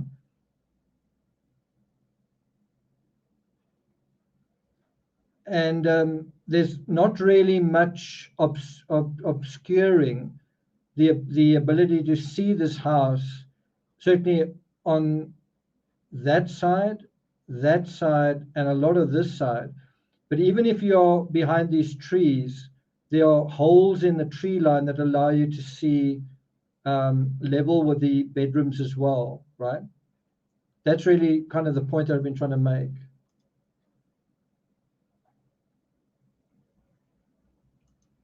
So another thing you want to ask is, if the killer did exit through the front door, why was nothing left on this apron of the sort of concrete apron over here?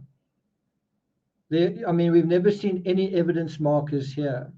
So how is it possible that he could commit 4 murders with a knife and not have any blood trail coming out here?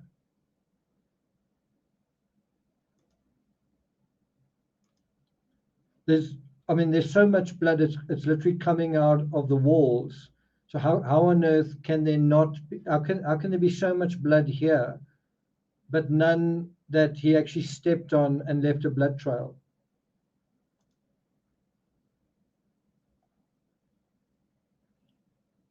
If you look at this view here, that is a paparazzi on the other side that's literally shooting right through the tree line, right through the leaves. Look what intimate access he's got from a different perspective. There's another perspective. So you kind of got the officers looking inside the crime scene from the window aspect, and you've got a a reporter who's kind of, through my interpretation, kind of playing the role of the peeping Tom. He's showing us where peeping Tom could have been to see exactly the same thing. He can see them having fun in the kitchen. You can see them cooking up a storm in the kitchen. There's a lot of activity that takes place in a kitchen when there are parties. There's a lot of drinking that happens in kitchens, lots of eating, drinking, and just sort of socializing, hanging out in the kitchen, waiting for coffee to be made, getting ice from the refrigerator, all that kind of thing. There's another really intimate scene that you can just see from a certain distance away. Yeah, you can see, I guess what they're trying to figure out is whether the perpetrator could have gotten in through one of these big windows. But this, I think, again, emphasizes just how big these glass holes were in the door, in the house. Big windows, sorry, well, it's a door, but it's essentially a window into the kitchen. Not exactly floor to ceiling, but almost floor to ceiling. And then right next door to it, another big window. Right next to that, another big one.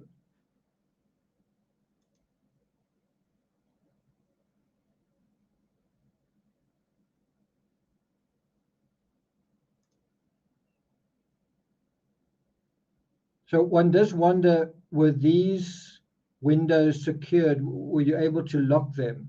And obviously there was no damage to the windows, otherwise they would have said someone broke in. There you have, again, that whole peeping Tom scenario where you are in the place of the photographer, but also where peeping Tom could be. And he could, yeah, you can see right inside of that house in a way that you couldn't easily do if it was any other house.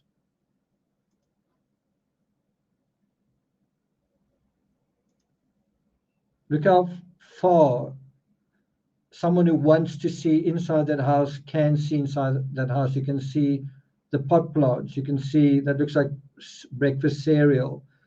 That looks like it might be a dishwasher. There's a basin. Here is another angle of those tire treads. I think we're going to get a better view in a moment of that tire tread. There it is. Look what a very clearly defined tread has been left behind. And one imagines with a tread like that, you're going to be able to link the footprint, the tire tread of the vehicle to the actual vehicle. And one does wonder, is it possible that this tire tread is what allowed them to identify the Hyundai Elantra? Another thing is it possible to date this tire tread? Could they have asked neighbors and witnesses, how long has this tire tread been there, right? Has it been there for months, or when did you notice this tire tread? Is there a way to sort of forensically examine the rubber and the materials that have been squished into the tar? Is there a way to date when this was likely left behind? I wonder.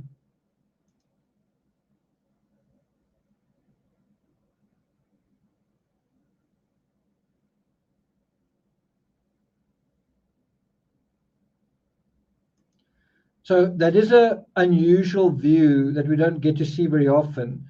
But here we are again on that embankment. This is right in front of the elevated parking area, right? And yeah, the cops are standing in the leaves. This was taken very close to the time of the crime. I think it was still November. But yeah, you can see how you can walk right to the edge and you can be right next to this balcony. You can be standing there in the dark, watching, listening, smelling, experiencing, feeling this party with your arms folded. You can be standing there and looking at what is going on and being very unhappy.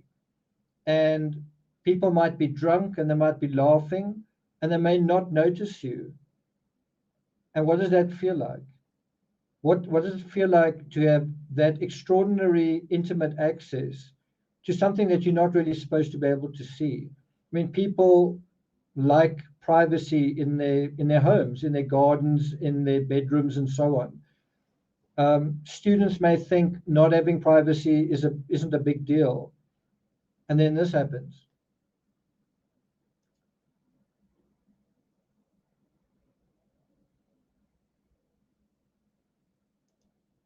There's another fairly unusual view of the sliding door. And I don't know what's going on there. Is that paint? I don't know if they were dusting for prints, but looks like that could be paint or something. I don't know if it's a fresh coat of paint or whatever, but it's something I've noticed for the first time. Did this lock work? This light did work, but the light on the outside overlooking the car lot, that actually didn't work when the crime was committed. Didn't somebody know that, and isn't that why they parked over there?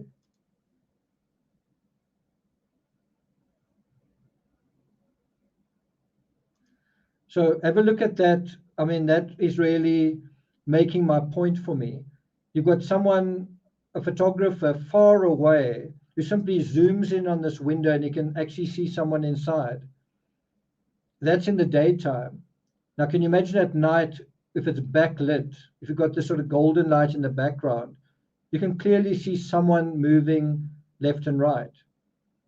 You can see that they're in the room with somebody else.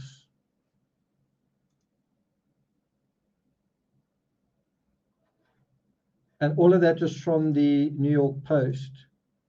So do you see how I've tried to illustrate in this presentation the extraordinary, sorry about that, let's just close this. So by the way, if you want to have a look at those links that I've just played, there's the New York Post. This is from MSNBC. And this is KREM, if you want to go through those on your own time. And also ABC News via Yahoo. I don't think those links are going to, some of them won't work because they're not shortened. So I don't know, that's the best I can do. But do you guys understand why you do need to make the point that there's something very special and something in a way quite ominous about this house? It's extremely prominent, it's extremely freestanding. And while it may, all of that may have served the purposes of attracting attention and being a nice place to have a party, it also perhaps had a downside. It was too lacking in privacy, it was too visible. It was too transparent, and maybe that is what got the attention of the killer, and the killer couldn't stop watching. He couldn't stop looking, and the jealousy deepened. The feelings of emasculation and resentment, that's really the word, resentment, deepened, percolated, right? It attracts attention, but it can also attract unwanted attention, absolutely. Let's just have a look at I think we all know what it means, but let's just look at it anyway. What does the word resentment mean? Resentment. It means bitter indignation at having been treated unfairly. It refers to resentment at being demoted. Was someone demoted where they once upon a time could come to the house, once upon a time could enjoy the house, once upon a time had flings with people inside the house, whatever, and then was demoted? Sorry, we don't really want you to come to these parties anymore. Sorry, Kaylee's a little bit uncomfortable. because you said that and that about her. Sorry, we kind of just need a little bit of space. Sorry, can we get back to you? What is resentment? Resentment. Bitterness, indignation, irritation, displeasure, dissatisfaction. But can it be anything more than that? Well, how about disgruntlement, hard feelings, antagonism? And there's the big one, grudge, holding a grudge, having a chip on one's shoulder, feeling envy, jealousy, and ultimately malice. It all starts with just that. Resentment. But it can lead to malice, hostility, animosity. Look at these words: ill feeling, acrimony, rancor, bad feelings, but ultimately a grudge. Isn't that what happened? And what is the opposite to be? Resentment. To have? Resentment. What's the opposite of that? Well, it's to be content, to be happy. And obviously the person who committed this crime wasn't content or happy. He was feeling resentment. Do you guys agree? Terry says it's actually 10 to 7 in the morning here. I'm going to possibly take my dog to my dad's farm, have a paddle on the river. So yeah, the sun is coming up here. I hope you guys found this worthwhile. I hope you've learned something. I hope you found it interesting. I hope you also see that it's anchored in the fabric of this case.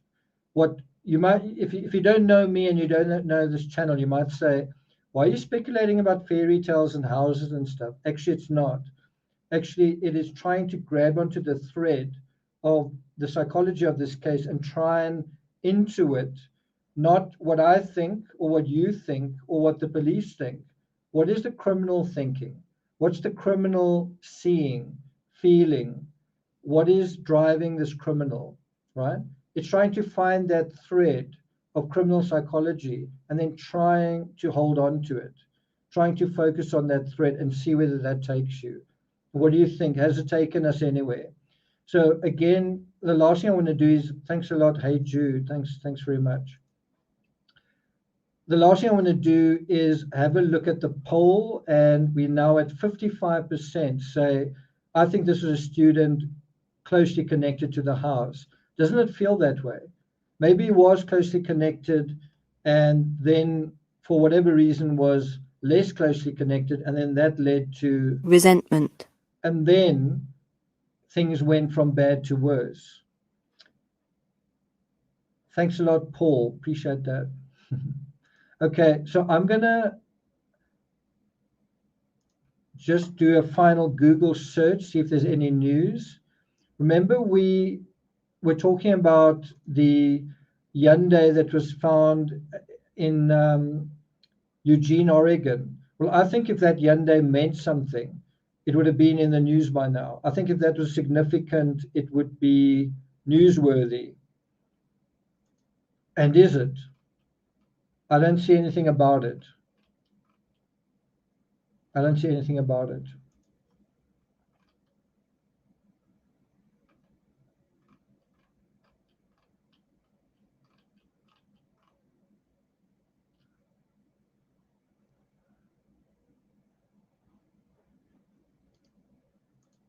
This is quite strange. There's an article here about JonBenet Ramsey's brother who's made a claim. Look at that.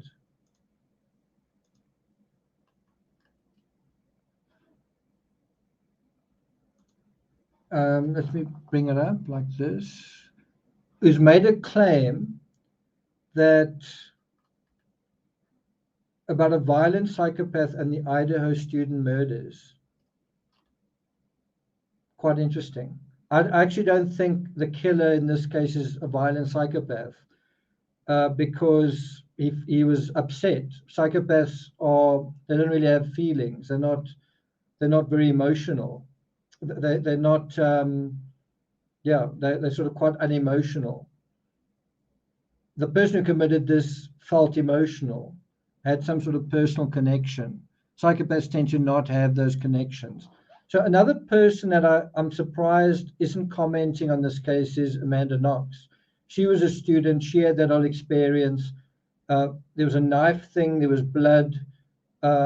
We've just compared the house. I'm quite surprised that she's not sharing her expertise on what to look for and how the evidence processing should work. I'm really surprised.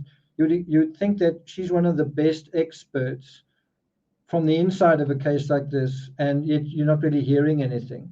And she is someone who does talk about true crime. I mean, doesn't she have a podcast? Quite interesting that Amanda Knox isn't covering this case. Any thoughts on why that could be? Jody says, why would he comment on this? Let me have a look to see what he says. He thinks it's tied to a violent psychopath. Okay.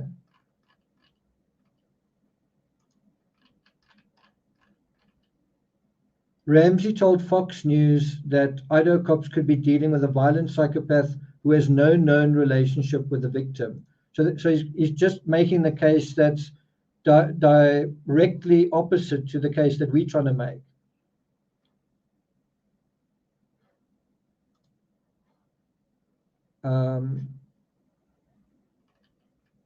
Shall I just bring that up just before I log off? John Monet's half-brother gives Moscow PD tremendous credit for asking for help. Oh, so that's the kind of angle.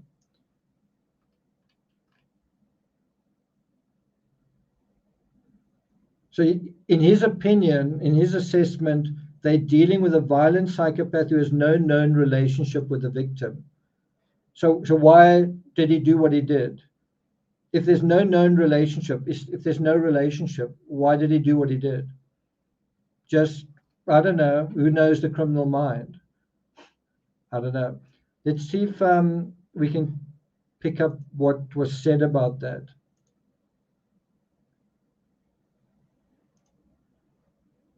I don't think. Let's dig into it now. Nancy Grace, host of Crime Stories on Fox Nation, and also just to boast about my. I don't think that's actually the interview with Ramsey. So there you go. Okay, guys, thanks a lot for joining me. I want to follow this analysis up with the number one. The biggest missing puzzle piece in this case, what do you think that is? So we've covered the killer psychology, right? We've covered the house now. I think we've exhausted that area, right? What do you think is the biggest piece that's missing from this puzzle? That's what I'm going to cover in my next analysis, not as a live stream, as a standalone episode. So look out for that. Let me spend 2 minutes dealing with some of your questions and comments. Chris said, did you hear about the news? I played that at the beginning of this episode, Chris, thanks. Jean Romain, thanks a lot. I will have a great day. I'm actually going to go and watch Avatar: The Way of Water for the second time. It's a 3-hour-long movie, but I think I'm going to watch it for the second time. Hopefully the power doesn't go out in the middle of that. I must tell you guys something for those of you who are interested. The first time I went to watch Avatar: The Way of Water, so today will be the second time, but the first time, I arrived there with a friend, and the security guard said something like, are you going, where are you going? Like, are you going, where are you going? So we said, well, to watch the movie. So he said, you can't park there because we're going to lock these doors. Bear in mind, I think we went at 7 o'clock, and then the show would have come out like 10:30 or something. So he said, well, we're going to lock these doors, so rather park on the other side of the mall. So I said, don't worry, we'll just walk around the mall. Right? We'll leave the car there and we'll just walk around, right? So obviously I didn't know the movie was going to be quite as long as it was. So we watched the movie, and it's obviously about water. Come out the movie, I actually enjoyed it, thought it was pretty good.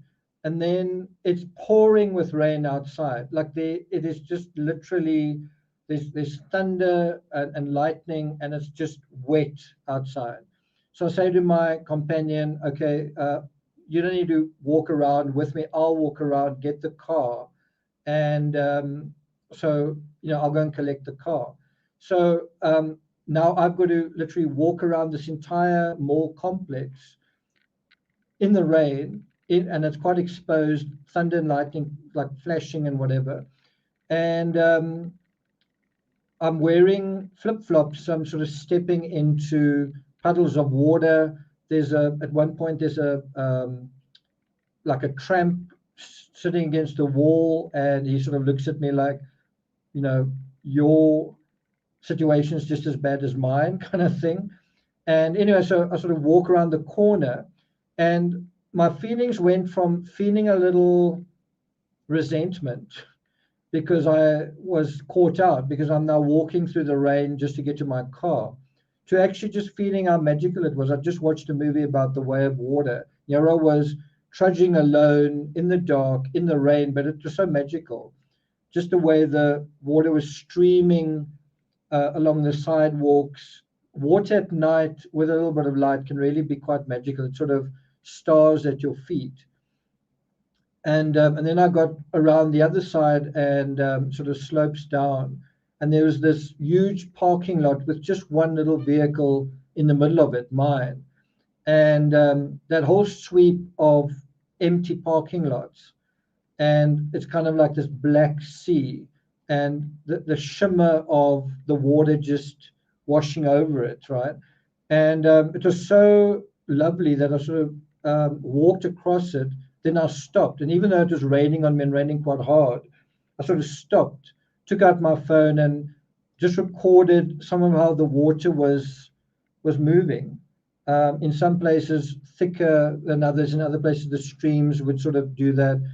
And in the end, I actually felt happy that I'd parked on the wrong side, that I could actually have this kind of spiritual experience, this kind of special connection with water after watching that movie, and just be touched in an unusual way. I mean, I was by myself, entirely by myself, and in this setting, such an unusual setting, for it to be so beautiful, to have the water doing what it was doing, for the water to be filled with stars, and so I sort of enjoyed it for a while, and then I got into my car. I actually took my shoes off because I was sort of slipping and they were squeaking when I was walking in them. So I actually felt the water on my feet, and then got into my car. This is the kicker. Drove around the last little bit of the mall, got back to the front apron where my friend was standing, and she said, "Oh, you know what? The security guard said he didn't lock that door after all. So we could have actually gone through that door." So I actually said, "You know what? I actually am glad that he said that, because it was actually quite a special moment in the rain on your own, just feeling nature in a way." And there was a little bit of fear associated with it, flashes of light and so on, but it was actually quite a special experience. I kind of wanted to share that with you guys. So if you are up for it, try and go and watch Avatar: The Way of Water, and try and feel that aspect, that water can be actually quite magical. Water worlds can be quite special. Cool. So I thought I would just leave you guys with that, leave this live on kind of a positive note in a way. Cool. Joanne says we're getting extreme cold here in Texas. I don't know if you can see. I've had so much sun. I don't know if you can see my skin's kind of peeling. Can you? I think it's sort of, you can't really see it so well. I've had really a lot of sunshine. I'm sort of sitting here in shorts, so feel jealous. Okay, guys, thanks a lot. I'm going to begin my day, and you guys must end yours. I hope you have a good sleep, sweet dreams, and I'll see you guys next time. Take care.